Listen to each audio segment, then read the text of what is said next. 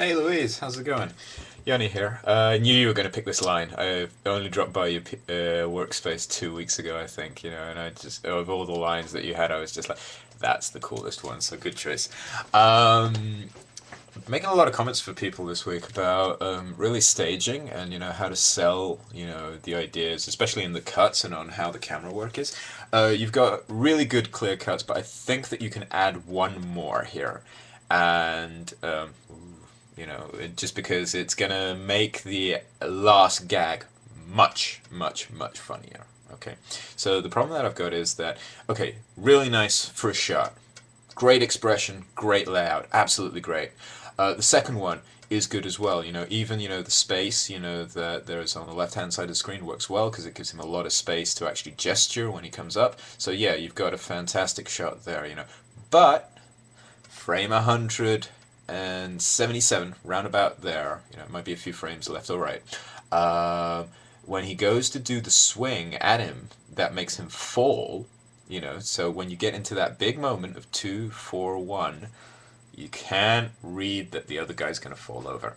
So my advice would be change the camera. Ask your mentor as well, if you can add 4 shots instead of 3. They might give you get away with this, or it will work as well if this is your final shot.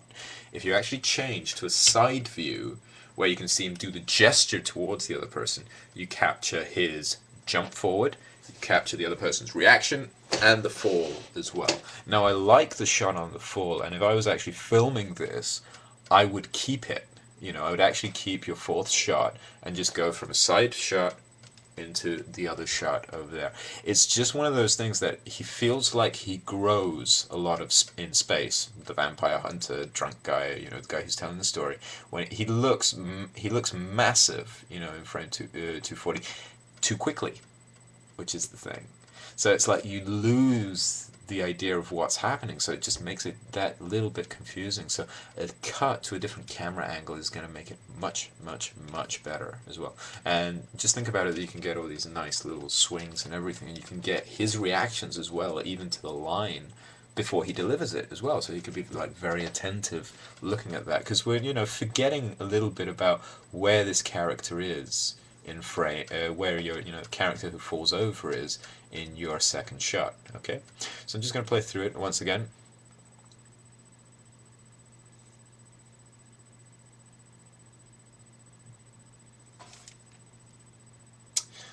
Yeah, I think that with the stake through the heart, you could almost maybe get a gesture in and say, or traditional, stake through the heart, bang! So it's almost like he does the gesture to himself, and then, it's like, gah! Straight through him. Unless, you want to keep it, and just have the same gesture that you want over there. Posing wise, I like his pose over there. He looks very insecure. The wave out with the hand is, I wouldn't say cliched, but it's like, it's one way of delivering the line. I'm not sure if it's like too, it's, I'm not sure. I think you can get away with it. I just think it depends on how he does. Because if he does this, kill a vampire, you know, that's really cliched. But I still think you can get to this pose, maybe doing something different, like, well, say I want to kill a vampire, just something in there, might make it, just a little bit more interesting. Uh, I love the way he's looking down at the actual, and I think the mug over here, maybe you can have a look at your pose in frame 223, and drop the mug down faster, he's kind of like, just drop it down, because his wrist, hardly moves, from one to another. It's like, there's a little bit there, but, just let it drop it down even out of frame if necessary. Because it's kind of like coming down a bit too slow. It's a bit of an advanced note as well, but since we are in blocking, have a look at your eye line on frame 153, and, he's kind of like drifting off to one side. I'd say keep him focused on the character that's listening all the time, because he seems to be a much more intense character that way. So don't let his eyes dart around too much. And again, I don't like. Yeah, it's that idea of when he does the swipe and the other character moves out. It's just we lose him way too quickly. But I like the expressions. I like the gestures.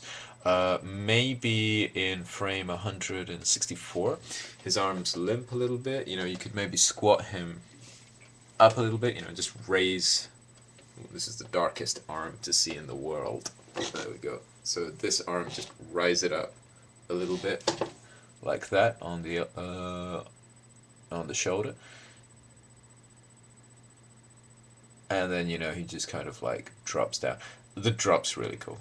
I love it. Ooh, yeah, can't say I would change a thing about that drop. That's really, really, really cool. And even love the way I see it. The only thing I might say is that you might be able to pull it back a little bit further, just so that we can see a bit more of the Vampire Hunter over here. Just because it will fill the frame out a little bit better if we see a bit of the neck, bit of the shoulder. And also it just, means that, we can see him just a little bit smaller in frame, and it will work fine. Yeah, everything else is absolutely fantastic. Great, blocking pass, so far, just keep pushing it, add some breakdowns in there, get some more poses in there, keep filling it up as much as you can, because it'll just get better and better and better and better, because you really don't have a problem with your poses reading. I'd just say, you're pretty much at a stage where you can start thinking about, what some of your breakdowns are going to be, and also how you can actually avoid, just some cliche moves as well. Okay, so great work. Really impressed. Have a good week. Okay, Louise. See you soon. Bye.